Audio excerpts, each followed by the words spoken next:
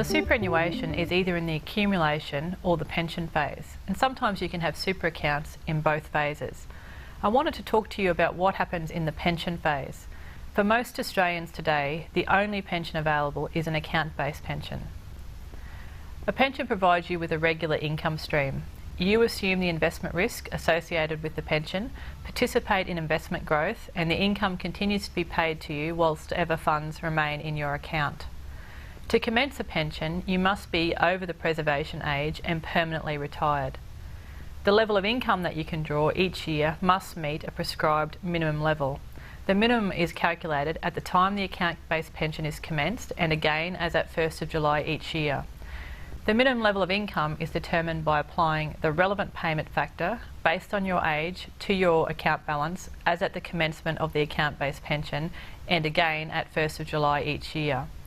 And the current minimum payment factors appear in the following table. So for example, if Mary has $400,000 in an account-based pension and is aged 58, then her minimum pension would be $16,000 per annum, or $400,000 at 4%. Where a pension commences partway through a financial year, the minimum level of income to be drawn is calculated on a prorated basis. However, where an account-based pension commences on or after 1st of June in a given year, there is no requirement for the minimum income to be drawn in that year. As you're fully retired, there's no maximum income applicable. Once the minimum income has been determined, you may select your preferred level of income at any point above that. Income should be paid regularly, but a payment must be made at least once each financial year.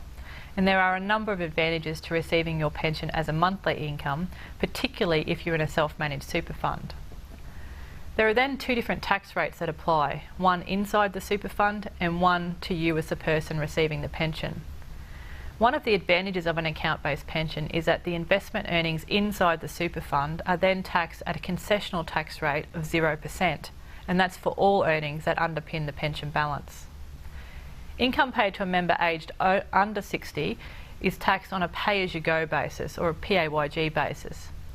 Depending on the components of the member's benefit applied to the account, the income received may be concessionally taxed, and generally it would be taxed at a maximum of around 32%. Once a member reaches 60 years of age, the income from the account-based pension becomes completely tax-free. You can make a withdrawal of capital from your account-based pension at any time.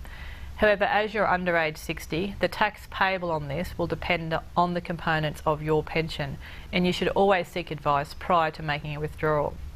If you can wait until after age 60 to withdraw funds, then it will be tax-free. When a member dies and they have funds remaining in their account-based pension, the funds may be paid as an ongoing income stream to a spouse or other financially dependent person, or may be distributed to a spouse or other dependents, or to the deceased member's estate as a lump sum. Where death benefits are paid as a lump sum to a non-dependent, as defined in the Tax Act, tax may be payable on that benefit. So in summary, the benefits of investing your superannuation into an account-based pension are that as you're under age 60, the portion of your income that relates to your tax-free component will not be subject to tax. The balance of the pension will be taxable, but if you've reached preservation age, you will receive a 15% tax offset on this taxable portion. Earnings within the fund are completely tax-free. Income levels may be adjusted above the minimum to suit your changing needs. Lump sum withdrawals are available, but tax may be payable. And in the event of your death, the remaining value of the pension can revert to your spouse and certain other dependents, or a lump sum payment can be made to dependent beneficiaries. And where the dependent is considered a tax dependent, for example your spouse, this lump sum is generally tax-free. And lastly, a portion of your income that relates to a return of your capital will be excluded from being counted as income under the Centrelink income test. This only applies though if the account-based pension is commenced before January 2015 and you would be eligible for Centrelink benefits at that time. It's always about your success and your life.